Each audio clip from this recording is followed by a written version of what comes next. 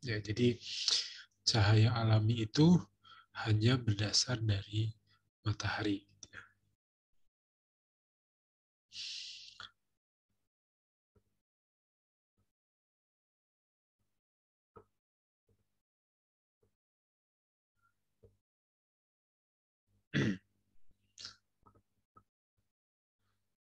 Lalu pencahayaan alami, sumber pencahayaan alami yang datang dari matahari dibagi ke dalam ada cahaya matahari langsung, tingkat cahayanya sangat tinggi jelas, terarah pada satu titik, memiliki potensi silau, kontras, dan terus terang pasti panas.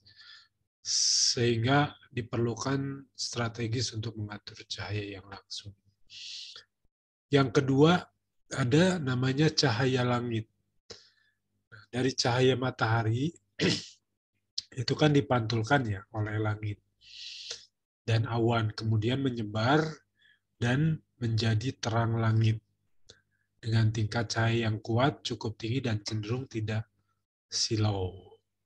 Yang ketiga, ada cahaya pantulan, cahaya matahari yang dipantulkan oleh elemen permukaan dari luar bangunan sekitar, baik dari pohonan, dari gedung, dari genteng tetangga, dari kendaraan yang diparkir di depan rumah.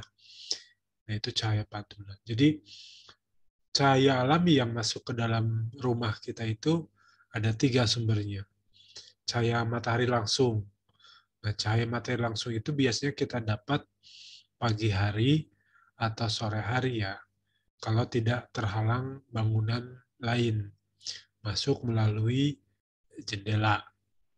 Itu akan panas dan akan silau ya kalau kita memandangnya langsung. Nah, itu namanya cahaya matahari yang langsung. Yang kedua yang sering dan akan kita hitung untuk dimanfaatkan adalah cahaya langit atau cahaya pantulan sinar matahari terhadap langit. Jadi kan kalau ruangan itu akan terasa terang ketika langit itu cerah ya. Kalau ketika langitnya mendung, awannya hitam, otomatis ruangan juga akan redup. Nah, itu namanya pengaruh dari cahaya langit. Cahaya langit ini mungkin masuk ke dalam ruangan kita biasanya ya di atas jam 10 ya. Di atas jam 10 ketika sudut matahari itu sudah terkena uh, genteng atau terkena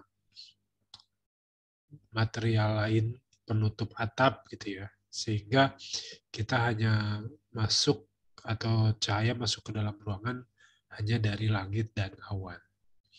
Nah, yang ketiga itu dari pantulan gitu. Nah, dari pantulan ini sebenarnya kurang baik ya karena bisa menimbulkan glare juga, bisa menjadi polusi cahaya. Apalagi pantulannya dari kaca mobil biasanya atau dari kaca tetangga atau dari gedung bertingkat. Nah, itu kan pantulannya seperti kayak kita menerima cahaya matahari langsung ya, dan itu cukup. Tapi kalau pantulannya misalkan dari teras, kemudian dari rumput atau dari pepohonan, nah itu cukup lembut ya masuk ke dalam ruangan dan itu juga akan bermanfaat untuk penerangan di dalam ruangan.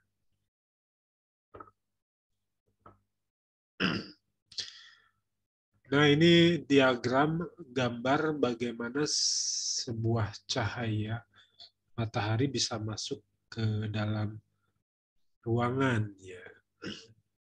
Jadi ada yang langsung ya, ada bisa dari sebentar saya cari spotlight. Ini masuk ke dalam ruangan lewat jendela tapi disaring dulu oleh pohon. Jadi intensitas dan panasnya akan berkurang. Kalau ini dari atas mantul ke genteng, genteng mantul ke dinding di sini, Dinding di sini warnanya terang atau putih, nah ini akan menyebar ke dalam ruangan, sehingga ruangan ini bisa terang. Yang ini adalah yang langsung, gitu. Langsung masuk ke dalam ruangan tanpa aling-aling, sehingga memang uh, akan sangat terang intensitasnya.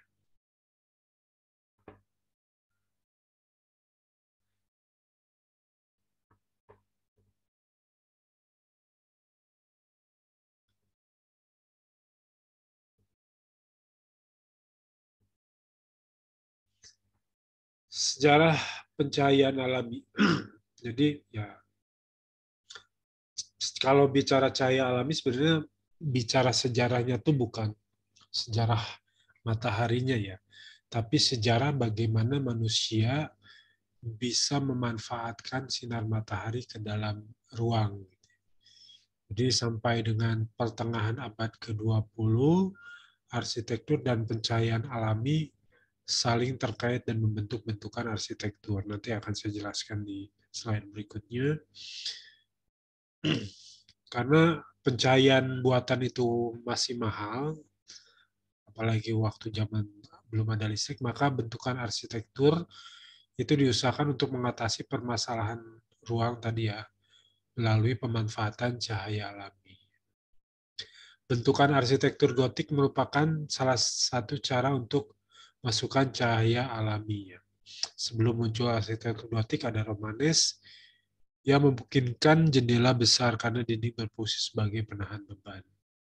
Nah, ini bisa dilihat di gambar ini. Sebelah kiri itu Marialag Abbey Church di Jerman. Arsitektur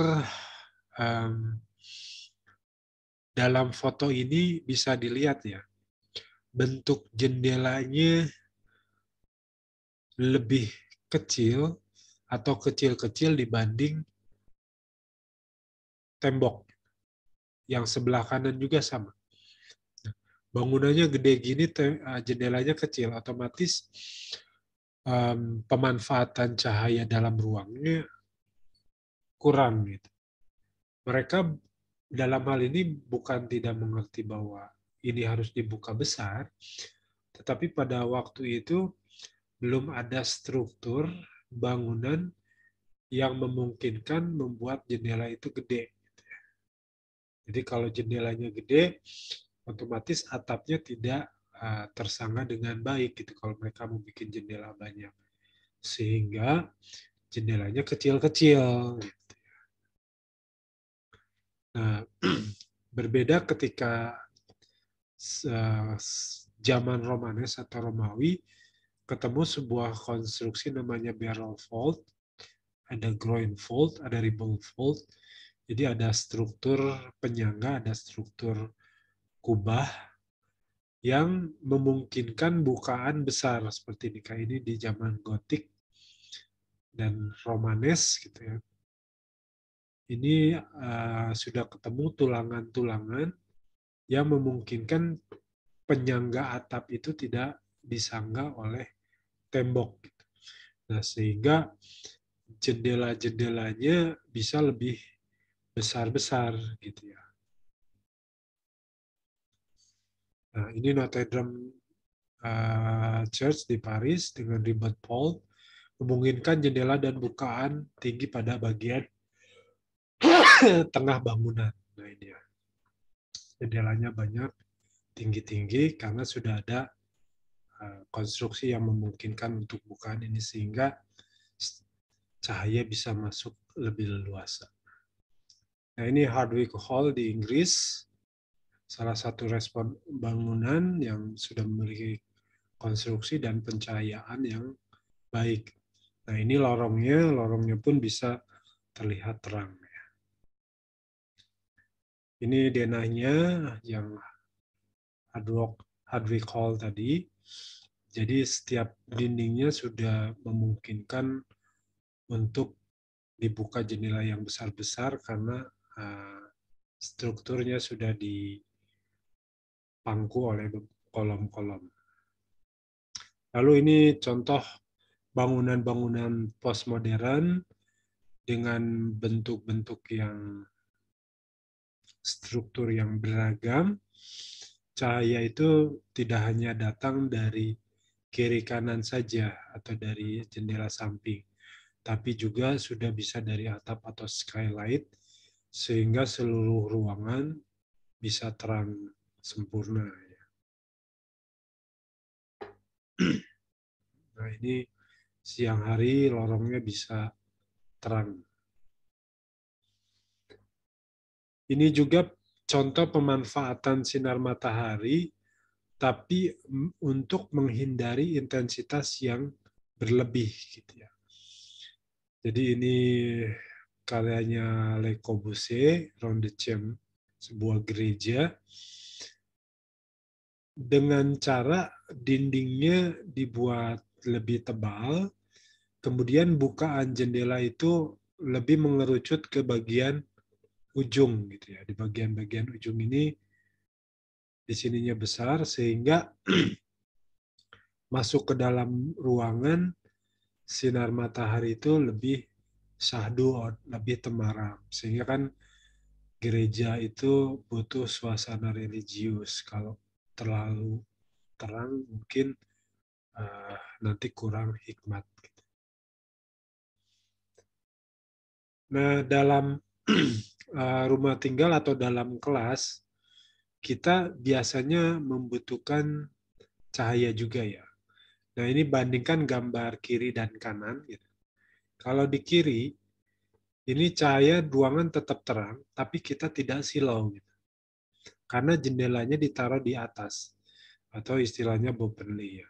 Kalau yang kanan, ini ruangannya terang, dan memang sangat malah terlalu terang, karena jendelanya terbuka sampai bawah. Gitu. Nah, jadi ada beberapa ruang dengan fungsi tertentu yang hanya butuh jendelanya Bougainville di atas atau memang akan dibuat full. Lalu apa manfaatnya dari cahaya alami?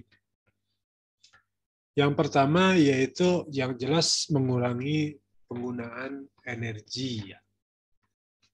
Energi lampu itu ya kalau malam hari mungkin tetap.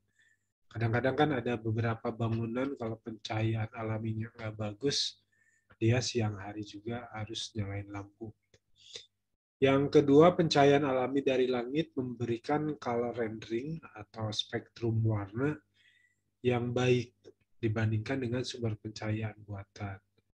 Nah, ini bisa dilihat perbandingannya ya. Ini cahaya alami, spektrum warnanya semua warna bisa muncul dengan baik. Ini kalau lampu bohlam, incandescent lamp, lampu pijar, itu lebih cenderung warna merah atau warm yang muncul. Kalau lampu fluorescent atau lampu TL ya, ini juga malah nggak baik ya, spektrumnya. Halogen cukup mendekati lah untuk daylight ya. LED ya begini juga kurang sempurna. Warm LED juga hanya bermain di area sini. Jadi ketika akan menampilkan nanti di ketika belajar cahaya buatan itu lampu yang baik itu ada istilahnya nanti Kelvin, ada CRI. Nah, CRI yang baik itu adalah mendekati daylight gitu, color spektrumnya. Jadi bisa memunculkan warna yang sebenarnya, merah yang sebenarnya, biru yang sebenarnya. Lalu yang ketiga, perbedaan pencahayaan dari pagi sampai dengan sore hari merupakan stimulasi rasa bagi manusia. Jadi kadang-kadang kan kalau kita tidur di habis asar atau jam 4:30 bangun maghrib, itu kan linglung ya. Ini pagi atau sore gitu. Padahal tadi siang, kok udah pagi lagi, kapan malamnya? Nah, itu kan linglungnya gitu. Jadi cahaya itu akan mengatur biologis manusia. Ada namanya circadian rhythm ya. Nanti Penggunaan jendela selain sebagai orientasi waktu juga sebagai relaksasi ya. Kebutuhan akan pemandangan dan kebutuhan biologis. Ini adalah contoh dari color rendering spektrum cahaya ya. Gambar yang gede ini cahaya alami yang munculnya benar-benar memunculkan setiap warna. Nah, kalau ini adalah lampu yang cenderung warm, ini lampu yang white, LED white. Nah, ini yang pakai lampu TL. Kalau pakai lampu TL atau fluorescent itu munculnya pucat warnanya. Jadi kalau mau buka toko baju biar warnanya muncul, makanya saya suka mendesain tuh gabungan gitu. Jadi ada warna warmnya, ada warna white-nya. Jadi biar color renderingnya keluar warna baju itu ya sesuai gitu, merahnya sesuai. Dan sampai ketika dipakai di luar ruangan warnanya tidak sesuai. Lalu benefit cahaya alami tadi itu ya circadian rhythm. Jadi manusia itu ada jam biologis kan. Kenapa kita bisa bangun pagi, ngantuk malam hari? Nah, itu kan diatur oleh cahaya alami. Jadi kalau orang baru datang dari belahan dunia yang lain kan biasanya ada di jet lag ya. Dia berangkat siang, misalkan jam 11 siang. Menurut jam biologis dia 8 jam selanjutnya harusnya udah jam 7 malam misalnya. Tapi pas nyampe Indonesia itu masih jam 11 siang atau malah jadi jam 10 pagi. Nah, itu kan akan menimbulkan kebingungan. Ada circadian rhythm yang terganggu.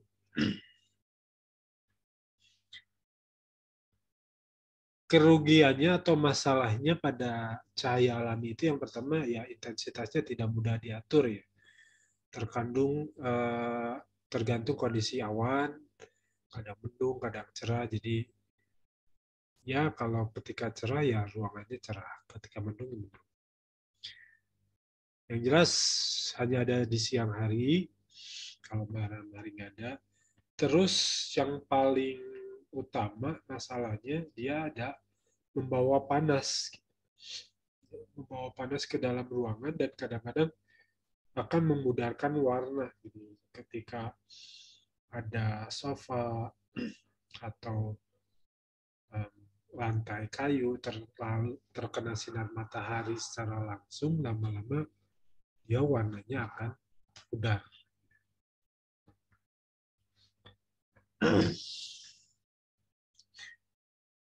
Cahaya alami itu bagaimana masuk melalui bangunan? Yang jelas ya tadi melalui bukaan.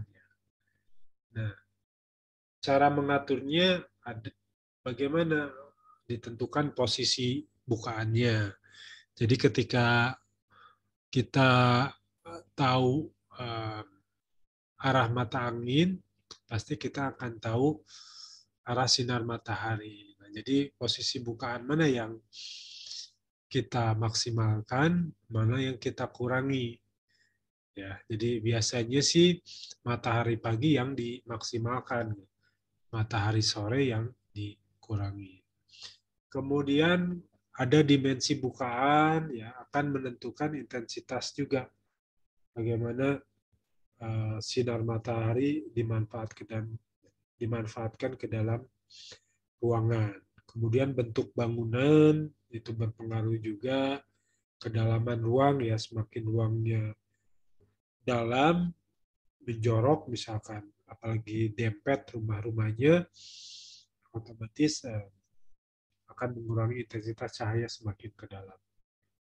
Kondisi plafon, nah plafon juga bisa menjadi ini ya salah satu material bangunan yang bisa merefleksikan cahaya. Keadaan bidang kerja, nah nanti kita akan bahas apa sih bidang kerja. Bidang kerja itu kasarnya adalah meja ya. Detail bentuk bukaan juga berpengaruh, sistem pengendalian bukaan. Nah, sistem pengendalian bukaan ini kan yang kita tahu sekarang biasanya gordeng, vitrase, terus kanopi, ya, dan lain-lain. Terus material bukaan akan berpengaruh juga. Lalu bisa juga dari bukaan yang atas, kalau tadi bukaan yang samping. Ya. Yang bukaan atas namanya biasanya skylight. Bisa dari void sampai bolong ke atas, atau memakai genteng kaca.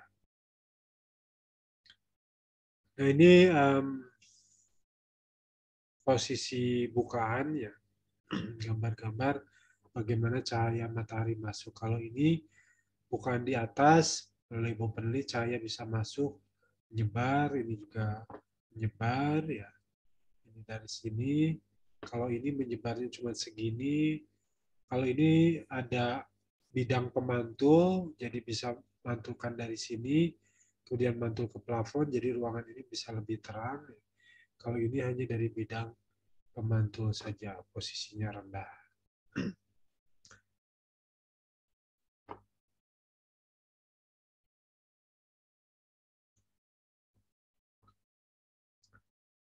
Kondisi plafon itu tadi dibilang bisa memberikan pengaruh terhadap cahaya ya. Jadi kalau plafonnya warnanya terang, makanya biasanya plafon itu warnanya putih. Karena dia selain memantulkan cahaya buatan dari lampu, juga cahaya dari luar itu akan dipantulkan ke plafon dan akan terang lebih merata. Ini yang atas ini gambar layout atau Dena, yang bawah gambar tampak. Keberadaan bidang kerja. Nah, jadi bidang kerja itu adalah biasanya 75 cm dari lantai atau setinggi meja kerja ya. Nah, jadi ini ada dua bidang kerja, ini ada jendela. Nah, dimensi bukaan ini akan jatuh ke jendela. Nanti kita akan menghitung berapa sih intensitas bukaan ini dengan ukuran begini ketika jatuh di sebuah meja ya. Kalau mejanya satu, jendelanya satu, ini dimiringkan, nah ini akan pengaruh juga, di sini akan lebih terang. Nah, jadi ini gambar tampaknya, cara sumber cahaya terhadap bidang kerja. Jadi ini cahaya masuk melalui jendela, jatuh di bidang kerja.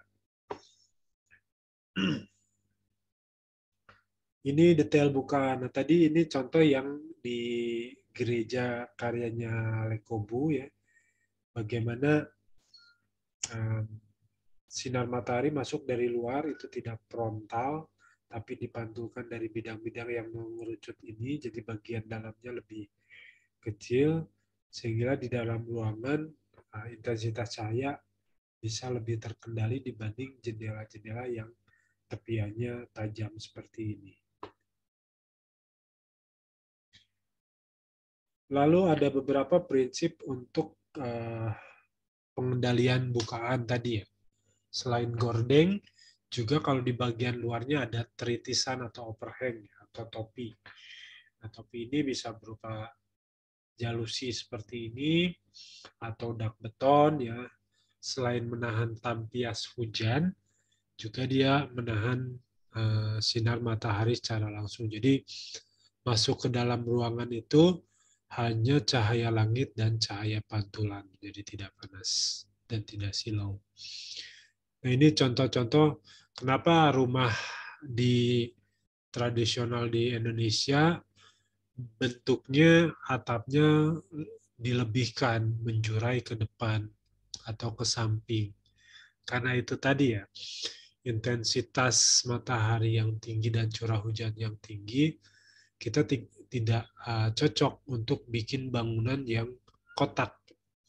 Ya, jadi kalau sekarang ada arsitek-arsitek atau kalian ngebangun bangunan yang kotak dindingnya rata tanpa tritisan, otomatis kurang sesuai untuk iklim tropis di Indonesia. Ini material bukaan yang berpengaruh juga terhadap intensitas cahaya di dalam ruang. Jadi kalau misalkan pengen maksimal, ya sudah pakai kaca transparan. Nah, kaca transparan itu juga kan ada yang benar-benar bening, ada yang film coated gitu, atau reband ya, atau rada kecoklatan sehingga intensitasnya berkurang. Atau bisa juga memakai kaca translucent atau kaca-kaca yang tidak tembus pandang atau kaca es ya, glass block. Jadi sinar mataharinya tetap masuk tapi intensitasnya dikurangi. Seperti yang ini. Ini contoh material bukaan untuk bagian skylight di atas ya. Jadi bisa pakai glass block, bisa pakai kaca. Nah, skylight ini manfaatnya dia bagusnya dipantulkan ya, seperti gambar tampak ini ada ruangan. Jadi di beberapa mall di kita itu ada juga yang pakai skylight. Tapi jadi dipantulkan. Jadi bagian-bagiannya tidak langsung frontal ke dalam ruangan, dipantulkan ke dinding atau ke bidang pantul, masuk baru ke dalam ruangan. Ini simulasi beberapa bagaimana cahaya matahari masuk ke dalam ruangan. Ada beberapa cara, ini dari atas, ini dari samping atas, gitu. Ini dari samping, ini dari samping atas, ini dari samping. Ya. Ini juga masih beberapa cahaya masuk ke dalam ruangan. Jadi kalau kalian menyimpan atau bekerja di depan jendela, bagusnya jendela di atas jendelanya ada topi seperti ini. Gitu. Jadi sinar matahari tidak langsung nembak ke jendela. Tidak nembak langsung ke meja ya. Jadi kalau ini meja restoran, dia nggak akan silau atau glare. Nah, ini tadi cahaya matahari masuk ke dalam ruangan.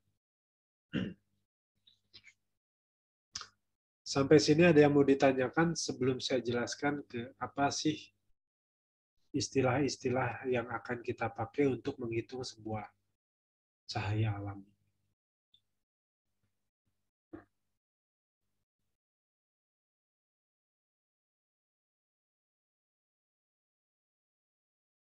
Kalau tidak ada, saya lanjutkan.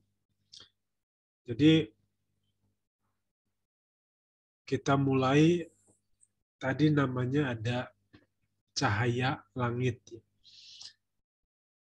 Nah, cahaya langit itu secara definisi adalah sinar matahari yang dipantulkan oleh langit yang bisa masuk kita manfaatkan ke dalam ruangan. Gitu ya.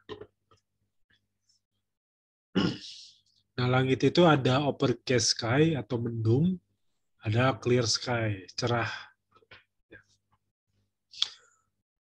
Istilah pertama yang digunakan adalah terang langit. Jadi, terang langit adalah sumber cahaya yang diambil sebagai dasar untuk penentuan syarat-syarat pencahayaan alami siang hari. Nanti ada berapa lux sih terang langit itu di Indonesia gitu dihitungnya biasanya antara 8.000 sampai 10.000 lux ya. Nanti ada tabelnya.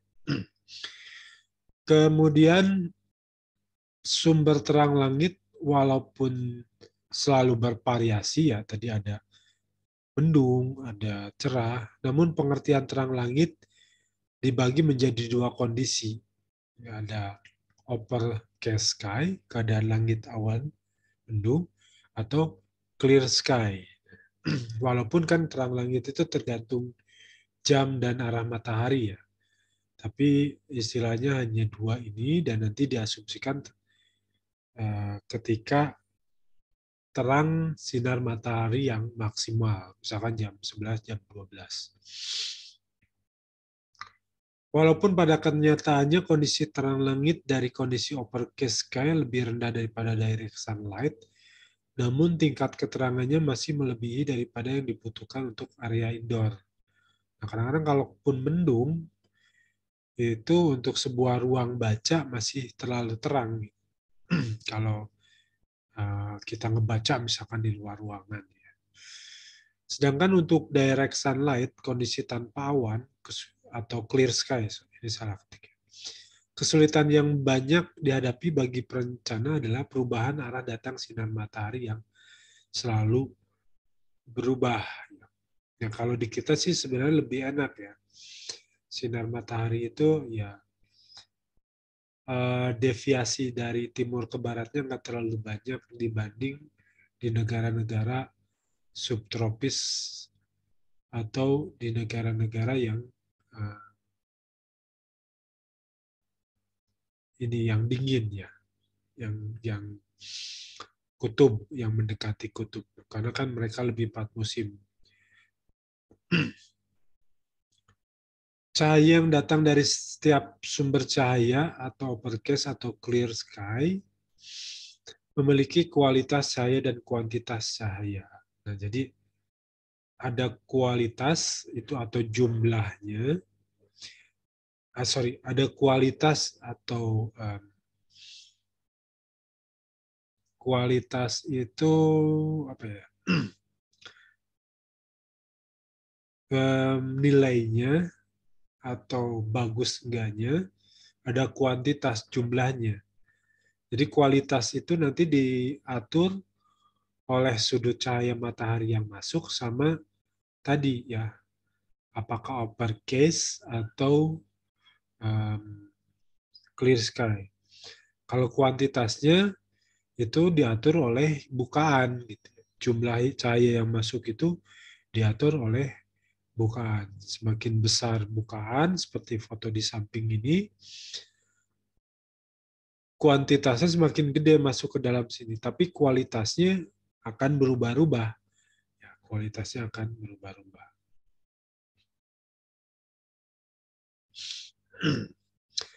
Ini tabel standar untuk setiap ruangan yang dibutuhkan agar manusia bisa beraktivitas dengan baik. Jadi ini klasifikasi tingkat keterangan ruang berdasarkan fungsi dan kegiatan dalam bangunan berdasarkan NSI ya. Contoh ruang tamu itu butuhnya 120 sampai 150 lux. Kelompok renderasinya 1 sampai 2. Nah, anaknya dia ini deh cool white gitu. Jadi nanti kita bisa hitung kalau sudah tahu tabel ini ruangan tersebut kelebihan cahaya atau kekurangan cahaya. Jadi ketika kita mendesain, kita memang desain interior menerima bangunan itu existing.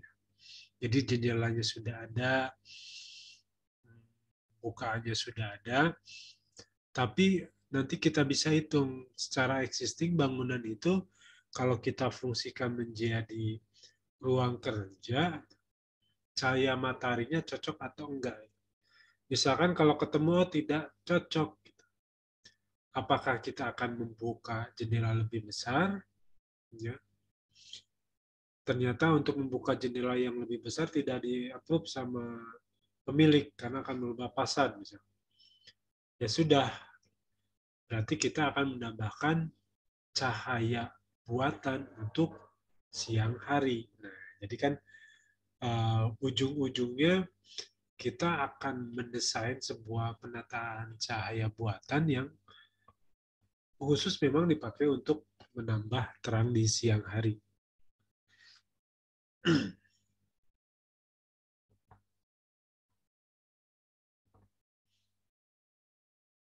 Ketentuan dasar terang langit. Jadi sebagai langit perancangan ditentukan itu langitnya biru tanpa awan. Jadi dianggap nanti ketika kita ngitung berapa lux cahaya matahari masuk ke dalam ruangan, itu dianggap langitnya lagi cerah. Langit perancangan ini memberikan tingkat pencahayaan pada titik-titik bidang datar di lapangan terbuka sebesar 10.000 lux. Nah, jadi cahaya matahari itu intensitasnya adalah 10.000 lux kalau terang gitu. Kalau mendung ya dia berkurang luxnya. Nah, ketika kita menghitung tadi bahwa ruangan tersebut terang atau tidak, dasar hitungannya adalah ini 10.000 lux ya. Jadi dianggap langitnya lagi cerah dulu dalam kondisi cerah semua. Jadi ketika kondisi cerah semua, apakah ruangannya terang atau tidak? Ini ada istilah untuk komponen cahaya siang hari ya. Komponen cahaya siang hari yang jatuh pada titik ukur dipengaruhi oleh komponen langit KL, cahaya yang langsung jatuh pada bidang kerja. Nah ini ya. Jadi kalau ini ada rumah tetangga, ini ada jalan, di sini ada meja makan gitu. Nah, kalau nggak ada penghalang, ada cahaya yang langsung jatuh gitu ya. Cahaya dari langit itu.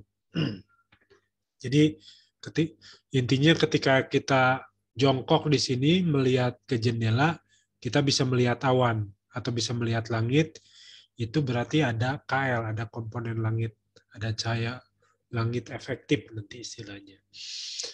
Lalu yang kedua, cahaya yang masuk ke dalam bidang kerja, ke meja makan kita itu juga, ada yang dipantulkan dari tembok tetangga. Ya, tembok tetangga masuk. Sebentar, ada paket nih kayaknya.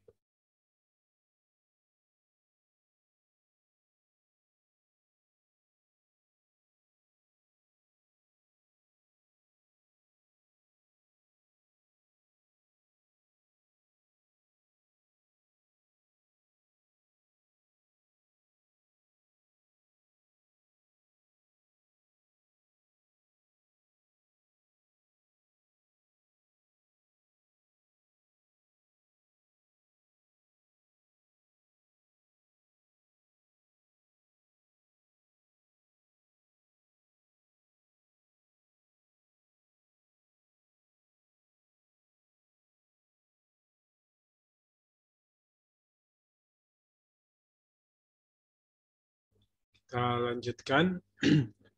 Yang ketiga, ada komponen refleksi di dalam ruang itu sendiri ya. Jadi ada pantulan dari teras, ada pantulan dari tembok di dalam ruangan, yang teras mantul lagi ke plafon, mantul lagi ke tembok, nyampe ke meja makan. Nah, jadi ada 3 cara cahaya langit bisa masuk ke dalam ruangan.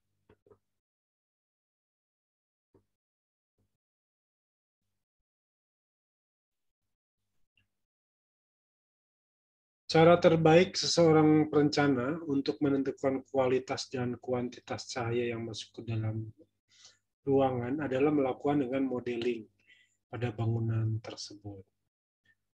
Namun kekurangan dari modeling adalah dengan meniadakannya faktor cahaya minimum yang didapat dari daylighting. Ya, jadi ada teknik tertentu melalui modeling kita bisa menghitung um, cahaya masuk ke dalam ruangan. Nah, ini ada perhitungan yang saya bilang tadi di awal, bagaimana kita bisa menghitung sinar matahari masuk ke dalam ruangan. Nanti kita ada latihannya. Ini saya akan jelaskan lebih detail minggu depan. Hari ini saya jelaskan skema-skemanya saja dulu ya. Nanti ada namanya faktor langit atau FL. Nah, ada faktor cahaya siang hari atau DF, daylight factor. Nanti itu ada tabelnya semua. Nah, kemudian itu kita bisa melihat, menghitung jumlah cahaya yang di dalam ruangan ini berdasarkan faktor-faktor tadi. Ini cara menghitung daylight factor. Sebenarnya kita bisa hitung, tapi nanti saya kasih tabelnya saja, sehingga menghitungnya akan tidak terlalu rumit ya, tidak terlalu rumit karena kan kita bukan anak fisika bangunan juga. Menghitung ini kita biar tahu saja.